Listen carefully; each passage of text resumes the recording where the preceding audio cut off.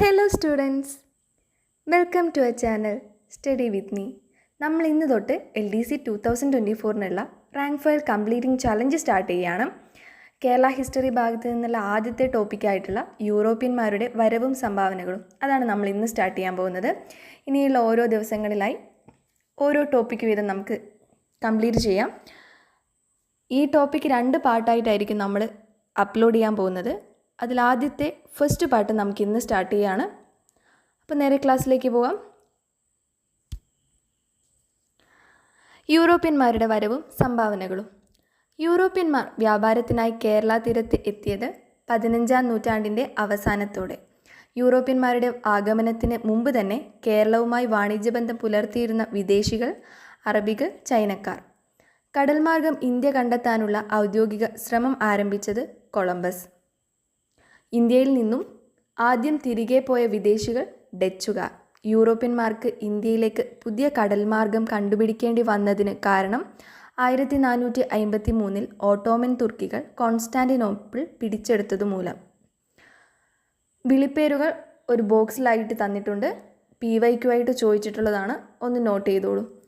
പറങ്കികൾ പോർച്ചുഗീസുകാർ, പരന്ത്രീസുകാർ ഫ്രഞ്ചുകാർ, ലന്തക്കാർ ഡച്ചുകാർ, ഡാനിഷുകാർ ഡെൻമാർക്കുകാർ, വെള്ളക്കാർ ബ്രിട്ടീഷുകാർ.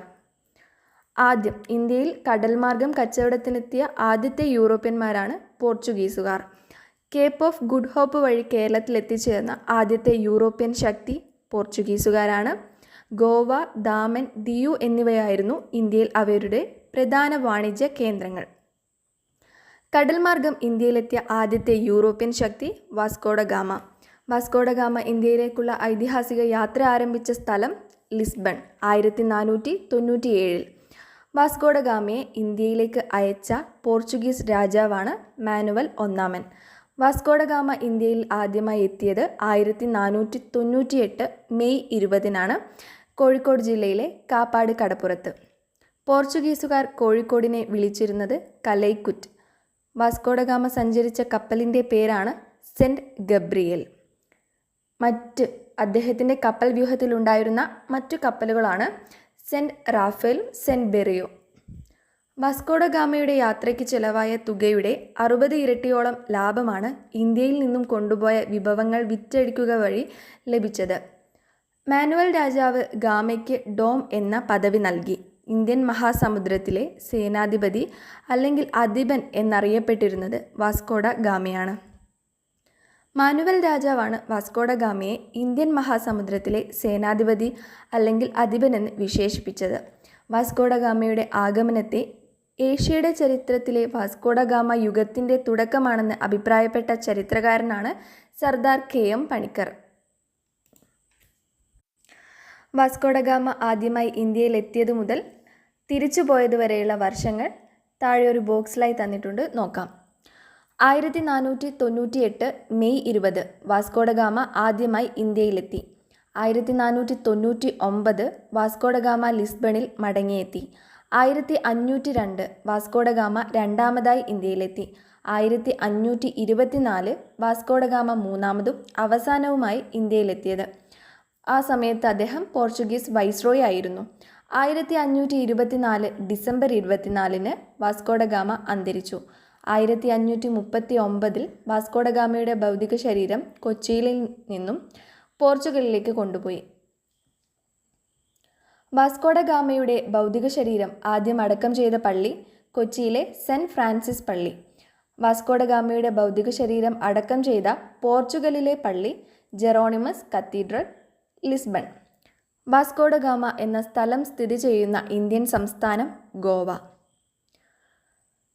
വാസ്കോഡ ഗാമയുടെ പിൻഗാമിയായി ഇന്ത്യയിലെത്തിയ പോർച്ചുഗീസ് നാവികനാണ് പെട്രോ അൽവാരസ് കബ്രാൾ. 1500 അദ്ദേഹം പോർച്ചുഗീസ് നാവികനായി ഇന്ത്യയിലെത്തുന്നത്. 33 കപ്പലുകളും 1500 ആളുകളും ഉണ്ടായിരുന്ന ആ സംഘത്തിൽ ആപൽക്കരമായ ഒരു യാത്രയ്ക്ക് ശേഷം കബ്രാൾ ഇന്ത്യയിൽ വന്നപ്പോൾ 6 കപ്പലുകളെ അവശേഷിച്ചിരുന്നുള്ളൂ. കബ്രാളിൻ്റെ പ്രതിനിധിയായി ഐറസ് കൊറിയ സാമൂതിരിയുമായി ഒരു ധാരണയിലെത്തുകയും തൽഫലമായി കോഴിക്കോട് ഒരു വ്യാപാരശാല നിർമ്മിക്കാനുള്ള അനുവാദം പോർച്ചുഗീസുകാർക്ക് ലഭിക്കുകയും ചെയ്തു. കരമാർഗം ഇന്ത്യയിലെത്തിയ ആദ്യത്തെ പോർച്ചുഗീസ് സഞ്ചാരിയാണ് പെറോഡ കോവിൽഹ. ആഫ്രിക്കയിലെ ശുഭപ്രതീക്ഷ മുനമ്പ് ചുറ്റി സഞ്ചരിച്ച ആദ്യത്തെ പോർച്ചുഗീസ് നാവികൻ ബർത്തലോമിയ ഡയസ് ആണ് 1488. കോഴിക്കോടുണ്ടായിരുന്ന അറബികളും പോർച്ചുഗീസുകാരും തമ്മിൽ നിലനിന്ന തീവ്ര മത്സരം പോർച്ചുഗീസുകാരും കോഴിക്കോടും തമ്മിലുള്ള ബന്ധത്തിൽ ഒരു പ്രതിസന്ധി ഘട്ടം സൃഷ്ടിച്ചു. കോഴിക്കോട് തുറമുഖത്തുണ്ടായിരുന്ന ഒട്ടേറെ അറബി കപ്പലുകളെ പോർച്ചുഗീസുകാർ പിടിച്ചെടുക്കുകയും കപ്പൽ ജോലിക്കാരെ കൂട്ടത്തോടെ കൊല്ലുകയും ചെയ്തു. ഇതിൽ കോപാകുലരായ ജനങ്ങൾ പോർച്ചുഗീസുകാരുടെ വ്യാപാരശാല നശിപ്പിക്കുകയും പോർച്ചുഗീസുകാരെ വധിക്കുകയും ചെയ്തു. സംഭ്രാന്തനായ കബ്രാൾ കോഴിക്കോട് നിന്ന് കൊച്ചിയിലേക്ക് കപ്പൽ കയറി. പോർച്ചുഗീസുകാർക്ക് കൊച്ചിയിൽ ഒരു വ്യാപാരശാല നിർമ്മിക്കാൻ കൊച്ചി രാജാവ് അനുവാദം നൽകി.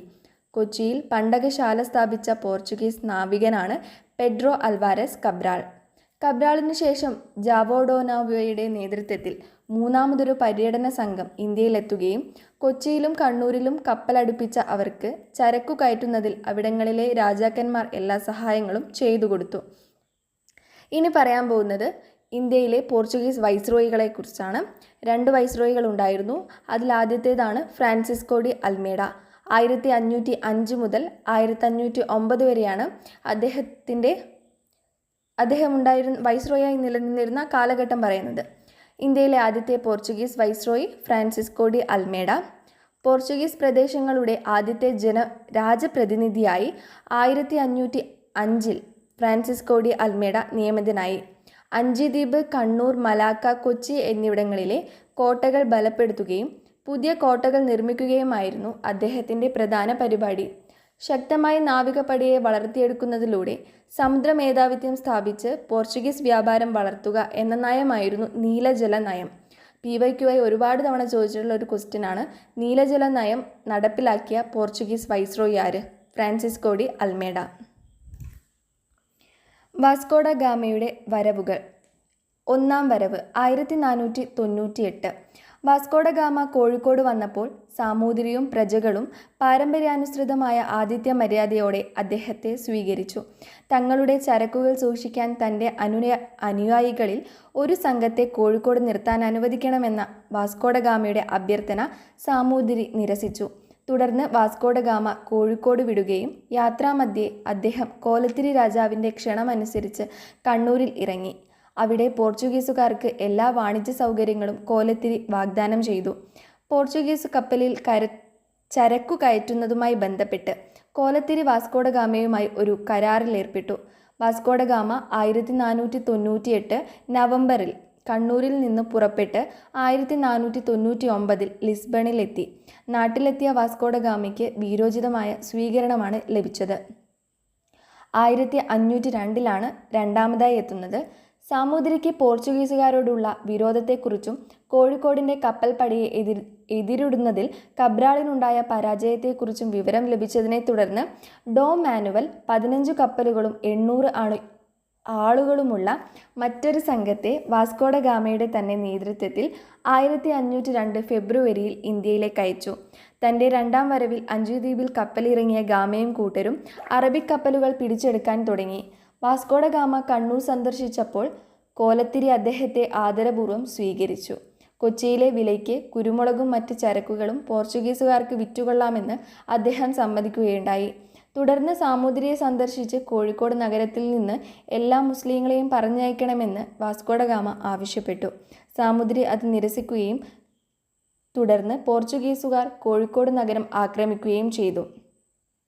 തുറമുഖത്ത് കിടന്നിരുന്ന അരിക്കപ്പലുകൾ പോർച്ചുഗീസുകാർ പിടിച്ചെടുക്കുകയും കപ്പൽ ജോലിക്കാരുടെ കൈയും കാതും മൂക്കും ഛേദിച്ച് അവരോട് മൃഗീയമായി പെരുമാറുകയും ചെയ്തു. കൊച്ചിയിലുണ്ടായിരുന്ന കുരുമുളകും ഏലവും മറ്റു ചരക്കുകളും പോർച്ചുഗീസ് കപ്പിത്താനും കൊച്ചി രാജാവും നിശ്ചയിക്കുന്ന വിലയ്ക്ക് പൊതുജനങ്ങൾ പോർച്ചുഗീസുകാർക്ക് കൊടുത്തുകൊള്ളാമെന്നുള്ള ഉടമ്പടിയിൽ കൊച്ചി രാജാവ് ഒപ്പിട്ടു. 1524 മൂന്നാമതായി എത്തുന്നത്. ഗോവയിൽ വന്ന മാത്രയിൽ ഡിസൂസയുടെ നേതൃത്വത്തിൽ ഒരു നാവികസേനയെ അയച്ച് കോഴിക്കോട് വെച്ച് കുട്ടിയലിയെ തോൽപ്പിച്ചു. കണ്ണൂർ രാജാവ് തൻ്റെ പ്രശസ്തന്മാരായ കപ്പിത്താന്മാരിൽ ഒരാളായ വലി ഹസനെ പോർച്ചുഗീസുകാർക്ക് വിട്ടുകൊടുക്കാൻ നിർബന്ധിതനായി. വാസ്കോഡ ഗാമയുടെ ഭരണം 3 മാസത്തോളമേ നീണ്ടുനിന്നുള്ളൂ. 1524 തന്നെ അദ്ദേഹം മരണപ്പെടുകയും ചെയ്തു. അൽബുക്കർക്ക് 1509, 1515. ഇന്ത്യയിലെ രണ്ടാമത്തെ പോർച്ചുഗീസ് വൈസ്രോയി അൽബുക്കർക്ക്. ഇന്ത്യയിൽ പോർച്ചുഗീസ് സാമ്രാജ്യത്തിൻ്റെ സ്ഥാപകനായി അറിയപ്പെടുന്നത് അൽബുക്കർക്കാണ്. ഇന്ത്യയിൽ പോർച്ചുഗീസ് കോളനിവത്കരണത്തിന് നേതൃത്വം നൽകിയ വൈസ്രോയും ഇദ്ദേഹമാണ്. കോഴിക്കോട് നഗരം ആക്രമിച്ച പോർച്ചുഗീസ് വൈസ്രോയി. പോർച്ചുഗീസുകാരും ഇന്ത്യക്കാരും തമ്മിലുള്ള വിവാഹത്തെ, അതായത് മിശ്ര കോളനി വ്യവസ്ഥയെ പ്രോത്സാഹിപ്പിച്ച പോർച്ചുഗീസ് വൈസ്രോയി അൽബുക്കർക്ക്. വിദ്യാലയങ്ങൾ സ്ഥാപിക്കുന്നതിന് നേതൃത്വം നൽകി. നീതി പരിപാലനം കർശനമാക്കി. ഇന്ത്യയിൽ സതി നിരോധിക്കുകയും നാണയ സമ്പ്രദായം ഏർപ്പെടുത്തുകയും ചെയ്തു. പോർച്ചുഗീസുകാർ ഗോവ പിടിച്ചെടുത്തത് ബീജാപ്പൂർ സുൽത്താനിൽ നിന്നാണ്. പോർച്ചുഗീസ് ആസ്ഥാനം കൊച്ചിയിൽ നിന്നും ഗോവയിലേക്ക് മാറ്റിയത് അൽബുക്കർക്കാണ്. പോർച്ചുഗീസുകാരുടെ പ്രധാന ലക്ഷ്യം എന്ന് പറയുന്നത് അറബികളുടെയും ചൈനക്കാരുടെയും കേരളത്തിലെ വ്യാപാര കുത്തക അവസാനിപ്പിക്കുക എന്നതായിരുന്നു. കുഞ്ഞാലി മരയ്ക്കാർമാർ. കോഴിക്കോട് ഭരണം നടത്തിയിരുന്ന സാമൂതിരിമാരുടെ നാവികപ്പടയുടെ തലവന്മാരാണ് കുഞ്ഞാലി മരയ്ക്കാർമാർ. കുഞ്ഞാലി മരയ്ക്കാർമാരുടെ ആസ്ഥാനം വടകരയ്ക്കടുത്തുള്ള പുതുപ്പണത്തെ മരയ്ക്കാർ കോട്ട. പോർച്ചുഗീസുകാർക്കെതിരെ കുഞ്ഞാലി മരയ്ക്കാർമാർ സ്വീകരിച്ച യുദ്ധമുറ ഗൊറില്ല. കുഞ്ഞാലി ഒന്നാമൻ, കുഞ്ഞാലി രണ്ടാമൻ, കുഞ്ഞാലി 3, കുഞ്ഞാലി 4 എന്നിങ്ങനെ 4 കുഞ്ഞാലിമാർ ഉണ്ടായിരുന്നു. പോർച്ചുഗീസുകാരുടെ കയ്യിൽ നിന്നും ചാലിയം കോട്ട തിരിച്ചുപിടിക്കാൻ സാമൂതിരിയെ സഹായിച്ചത് കുഞ്ഞാലി മരയ്ക്കാർ മൂന്നാമനാണ്. ചാലിയം കോട്ട തകർത്തതും കുഞ്ഞാലി മരയ്ക്കാർ മൂന്നാമൻ. സാമൂതിരിയുടെ സൈന്യം പോർച്ചുഗീസുകാരിൽ നിന്നും ചാലിയം കോട്ട പിടിച്ചെടുത്ത് നശിപ്പിച്ചത് 1571. ചാലിയം കോട്ടയിലെ വിജയത്തെ പ്രകീർത്തിച്ചുകൊണ്ട് ഗാസി മുഹമ്മദ് 16-ാം നൂറ്റാണ്ടിൽ എഴുതിയ അറബി കാവ്യമാണ് ഫത്ഹുൽ മുബീൻ, വ്യക്തമായ വിജയം. പോർച്ചുഗീസുകാർക്കെതിരെയുള്ള യുദ്ധത്തിലെ യഥാർത്ഥ വീരൻ എന്നറിയപ്പെടുന്നത് കുഞ്ഞാലി 4-മനാണ്. ഇന്ത്യൻ സമുദ്രങ്ങളുടെ അതിനായകൻ, മുസ്ലിങ്ങളുടെ രാജാവ് എന്നീ ബിരുദം സ്വീകരിച്ചതും കുഞ്ഞാലി 4-മൻ. അടിച്ചിട്ട് കടന്നുകളയുക എന്ന സമരതന്ത്രം ആവിഷ്കരിച്ചത് കുട്ടിയലിയാണ്. 1586-ലും 1589-ലും സുപ്രധാനമായ 2 നാവിക യുദ്ധങ്ങളിൽ കുഞ്ഞാലിമാർ പോർച്ചുഗീസുകാരെ ദയനീയമായി പരാജയപ്പെടുത്തിയിരുന്നു. കുഞ്ഞാലി മരയ്ക്കാർ 4-മനെ പോർച്ചുഗീസുകാർ ഗോവയിൽ വെച്ച് വധിച്ച വർഷം 1600. ഇന്ത്യൻ നാവികസേനയുടെ നേതൃത്വത്തിൽ കുഞ്ഞാലി മരയ്ക്കാർ സ്മാരകം നിർമ്മിച്ചത് വടകര കോട്ടയ്ക്കലാണ്. കുഞ്ഞാലി മരയ്ക്കാർമാരുടെ സ്മരണാർത്ഥം സ്റ്റാമ്പ് പുറത്തിറക്കിയ വർഷം 2000. ഇനി പോർച്ചുഗീസ് സംഭാവനകളെക്കുറിച്ചാണ്. കണ്ണൂരിലെ സെൻറ് ആഞ്ചലോസ് കോട്ട നിർമ്മിച്ചത് അൽമേഡയാണ് 1505. തൃശ്ശൂർ ജില്ലയിലെ കോട്ടപ്പുറം കോട്ട നിർമ്മിച്ചത് പോർച്ചുഗീസുകാർ. കുഞ്ഞാലി മരയ്ക്കാരുടെ ആക്രമണം നേരിടാനായി 1531 പോർച്ചുഗീസുകാർ നിർമ്മിച്ച കോട്ടയാണ് ചാലിയം കോട്ട. ചാലിയം കോട്ട പണിത Portuguese governor Nuno D Cunha. സാമൂതിരിയുടെ കണ്ടത്തിലേക്ക് നീട്ടിയ പീരങ്കി എന്നറിയപ്പെടുന്നത് ചാലിയം കോട്ട. 16-ാം നൂറ്റാണ്ടിൽ പോർച്ചുഗീസുകാർ ഇന്ത്യയിൽ പരിചയപ്പെടുത്തിയ വാസ്തുവിദ്യാ ശൈലിയാണ് ഗോതിക് ശൈലി. കാർട്ടസ് വ്യവസ്ഥ.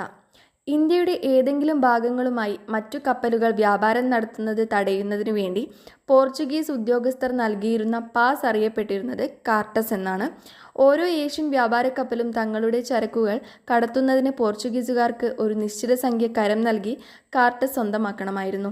കാർട്ടസിൽ ഉൾപ്പെടുത്തിയിരിക്കുന്ന വിവരങ്ങൾ: കപ്പലിൻ്റെ വലുപ്പം, കപ്പിത്താൻ്റെയും ജീവനക്കാരുടെയും വിവരങ്ങൾ, ചരക്കിൻ്റെ വിവരങ്ങൾ, എത്തിച്ചേരുന്ന തുറമുഖം. കാർട്ടസ് വാങ്ങാത്ത കപ്പലുകൾ കണ്ടുകെട്ടി ജീവനക്കാരെ കൊല്ലുകയോ കപ്പലുകളിൽ അടിമകളാക്കുകയോ ചെയ്തിരുന്നു.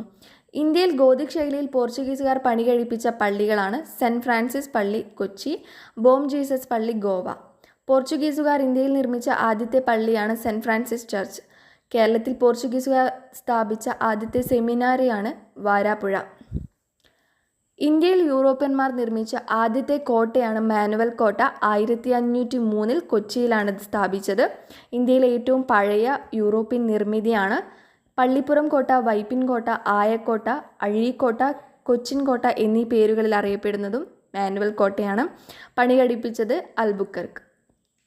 കൊച്ചി രാജാവായിരുന്ന വീരകേരളവർമ്മയ്ക്ക് പോർച്ചുഗീസുകാർ നിർമ്മിച്ചു നൽകിയ കൊട്ടാരമാണ് മട്ടാഞ്ചേരി പാലസ്. 1555 ഇത് പിന്നീട് ഡച്ചുകാർ പുതുക്കി പണിതതോടെ ഡച്ച് കൊട്ടാരമെന്ന് അറിയപ്പെടുന്നു. കൊച്ചിയിലും വൈപ്പിനിലും അച്ചടിശാല സ്ഥാപിച്ചത് പോർച്ചുഗീസുകാരാണ്. കൈതച്ചക്ക, പപ്പായ, കശുവണ്ടി, പേരയ്ക്ക, വറ്റൽമുളക്, പുകയില, ആത്തിക്ക, മരച്ചീനി, റബ്ബർ എന്നിവ ഇന്ത്യയിൽ കൊണ്ടുവന്നത് പോർച്ചുഗീസുകാർ. ക്രിസ്തീയ കലാരൂപമായ ചവിട്ടുനാടകം കേരളത്തിൽ പ്രചരിപ്പിച്ചത് പോർച്ചുഗീസുകാർ. ചവിട്ടുനാടകത്തെ ഒരു ജനകീയ കലയായി ഉയർത്തിക്കൊണ്ടുവന്ന വിദേശ ശക്തി പോർച്ചുഗീസുകാരാണ്. കേരളത്തിലെ ഏത് രാജാവാണ് പോർച്ചുഗീസ് രാജാവിൻ്റെ സൈനിക സഹോദരൻ എന്ന ബഹുമതി സ്വന്തമാക്കിയത്? പുറക്കാട്ട് രാജ. പോർച്ചുഗീസുകാരും കോഴിക്കോട് സാമൂതിരിയും തമ്മിൽ കണ്ണൂർ സന്ധി ഒപ്പുവെച്ചത് 1513. പോർച്ചുഗീസുകാരും കോഴിക്കോട് സാമൂതിരിയും തമ്മിൽ പൊന്നാനി സന്ധി ഒപ്പുവെക്കുന്നത് 1540. ഇന്ത്യയിൽ ആദ്യമായി യൂറോപ്യൻ സ്കൂൾ ആരംഭിച്ചത് കൊച്ചിയിൽ. ക്രിസ്ത്യൻ പുരോഹിതന്മാരുടെ വൈദിക പഠനത്തിനായി സെമിനാരികളും കോളേജുകളും ആരംഭിച്ച സ്ഥലങ്ങൾ കൊച്ചി, കൊടുങ്ങല്ലൂർ, വൈപ്പിൻകോട്ട. പോർച്ചുഗീസുകാരെ കൂടാതെ ഡച്ചുകാരും ഇംഗ്ലീഷുകാരും ഫ്രഞ്ചുകാരും കുരുമുളകിൻ്റെ വ്യാപാര കുത്തക നേടിയെടുക്കുന്നതിന് പരസ്പരം മത്സരിച്ചിരുന്നു. തുഫ്ഫത്തുൽ മുജാഹിദീൻ കേരളത്തിലെ പോർച്ചുഗീസ് അതിക്രമങ്ങളെക്കുറിച്ച് സൂചന നൽകുന്ന ഷേഖ് സൈനുദ്ദീൻ രചിച്ച കൃതിയാണിത്. അറബി ഭാഷയിലാണ് രചിച്ചത്. പോർച്ചുഗീസുകാർക്കെതിരെ യുദ്ധം ചെയ്യാൻ മുസ്ലിങ്ങളോട് ആഹ്വാനം ചെയ്യുന്ന കൃതിയാണിത്. പോർച്ചുഗീസുകാരിൽ നിന്നും മലയാളത്തിലേക്ക് ലഭിച്ച ചില പദങ്ങൾ ഇവിടെ തന്നിട്ടുണ്ട്. ലേലം, ഫാക്ടറി, മുറം, പതക്കം, കൊന്ത, കുമ്പസാരം, വികാരി, ചാവി, ജനൽ, മേശ, കസേര, ബെഞ്ച്, വരാന്ത, റാന്തൽ, വിജാഗിരി, അലമാര, ചായ, മേസ്തിരി, കുശിനി. ഇനി അടുത്തത് ഡച്ചുകാരെ കുറിച്ചാണ്. പോർച്ചുഗീസുകാർക്ക് ശേഷം ഇന്ത്യയിലെത്തിയ അടുത്ത യൂറോപ്യൻ ശക്തി എന്നത് ഡച്ചുകാരായിരുന്നു. ഡച്ചുകാർ ഇന്ത്യയിൽ വന്നത് 1595. ഡച്ച് ഈസ്റ്റ് ഇന്ത്യ കമ്പനി സ്ഥാപിതമാകുന്നത് 1602. ഡച്ചുകാരുടെ കപ്പൽ വ്യൂഹം ആദ്യമായി കേരളത്തിൽ വന്ന വർഷം 1604. ഡച്ച് അഡ്മിറൽ സ്റ്റീവൻ വാൻഡർ ഹാഗൻ്റെ നേതൃത്വത്തിൽ Dutch East India company 1604 November 11 Kozhikode സാമൂതിരിയുമായി ഒരു ഉടമ്പടി ഉണ്ടാക്കി. ഡച്ചുകാരും ഒരു ഇന്ത്യൻ ഭരണാധികാരിയും തമ്മിൽ ഒപ്പുവെച്ച ആദ്യത്തെ കരാറാണിത്.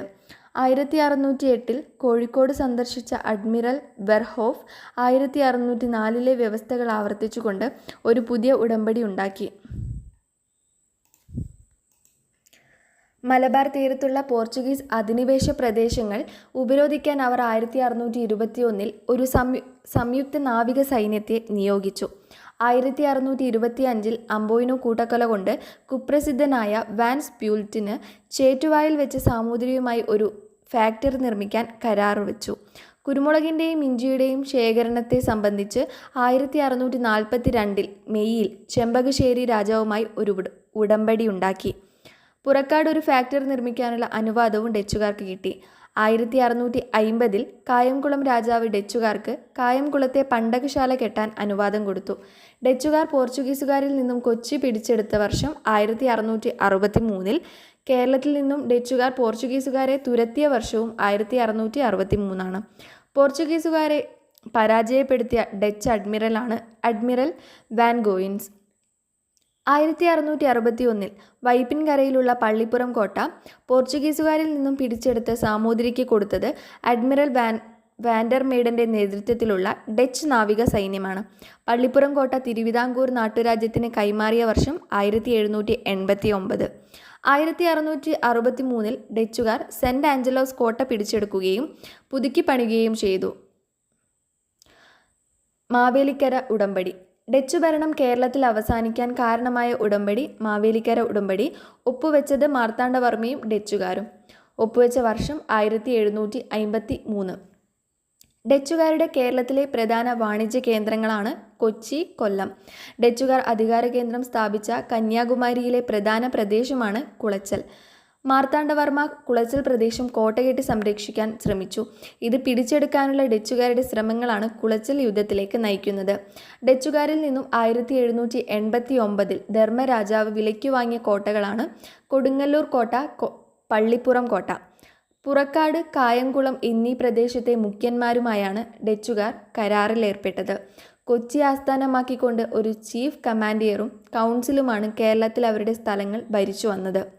കമാൻഡിയറുടെ അടുത്ത പദവിയിലുള്ള ഒരു ചീഫ് അഡ്മിനിസ്ട്രേറ്റർ കമ്പനിയുടെ വാണിജ്യ കാര്യങ്ങൾക്ക് മേൽനോട്ടം വഹിച്ചിരുന്നു. കേരളത്തിൽ ഡച്ചുകാരുടെ ഭരണപ്രവർത്തനങ്ങൾ രാഷ്ട്രീയം, സൈനികം, പൗരോഹിത്യകാര്യം എന്നിങ്ങനെ കൃത്യമായി വിഭജിക്കപ്പെട്ടിരുന്നു.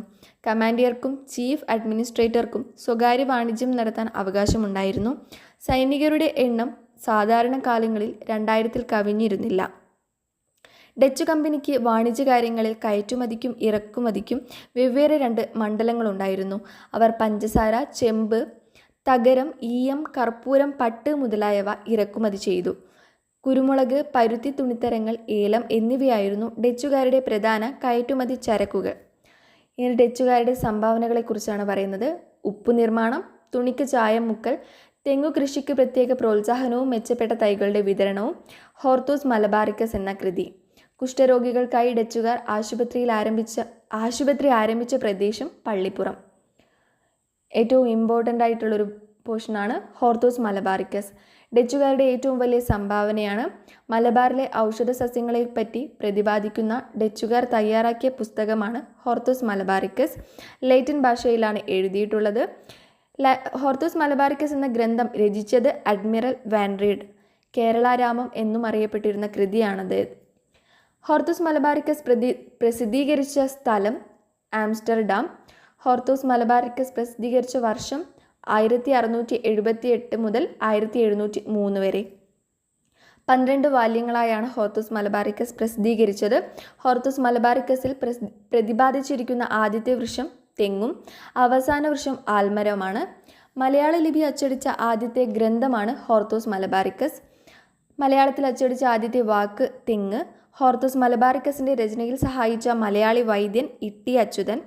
ഇട്ടി അച്യുതൻ സ്മാരകമായ കുരിയാള സ്ഥിതി ചെയ്യുന്ന സ്ഥലം കടക്കരപ്പള്ളി, ആലപ്പുഴ ജില്ലയിൽ. ഹോർത്തൂസ് മലബാറിക്കസിൻ്റെ രചനയിൽ സഹായിച്ച ഗൗഡസാരസ്വത ബ്രാഹ്മണരാണ് രംഗഭട്ട്, അപ്പുഭട്ട്, വിനായകഭട്ട്.